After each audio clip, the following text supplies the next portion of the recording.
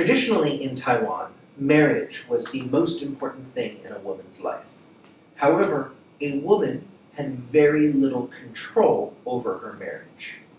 She could not choose her love or a man she wanted to marry. Men, on the other hand, had a lot of say in who their wife would be. Generally, when a woman was around 14, her parents would begin to look to arrange a marriage for her, usually to someone of a similar social status, though when possible, marriage was a great way to elevate a family's social status as well. Women were only allowed one husband, yet at the time, men were allowed multiple wives, if they could afford them.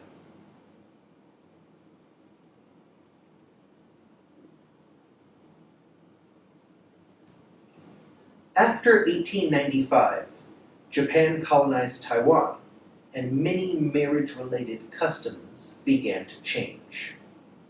The two most visible changes were the end of polygamy and the change in the traditional wedding dress. Polygamy means one man can have multiple wives.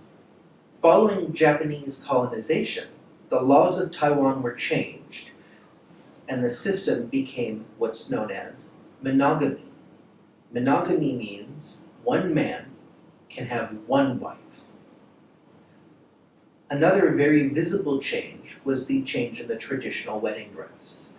Chinese wedding dresses had historically been bright red, a color of good fortune. Western wedding dresses had been the color white. In Western culture, white represents the purity that is traditionally expected of a bride. Following colonization by the Japanese, the white wedding dress in a Western style was introduced to Taiwan. In traditional Taiwanese society, women can primarily be divided into two categories: women born into rich and middle-class families, and women born into poor families. Women born into rich or middle-class families were quite fortunate. They were able to stay in the home until they were of a sufficient age to be married. They then married and joined their husband's family. Their jobs included taking care of the home and having babies.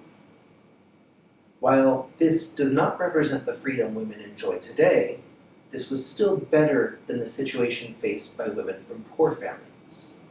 In poorer families, a woman could be seen as a drain on the family's resources because someday in the future she would go and join her husband's family rather than bring someone new into her own family. Because of this, many women born into poor families were killed at birth. Other women born into poor families may find themselves sold to a brothel or sold essentially as slave labor. Even for women who did not face such dire beginnings, the marriage prospects and future were less bright if you were from a poor family. Often, a wife from a poor family would be viewed as nothing but a source of labor, someone to do things that the family needed in the home, not someone of real status.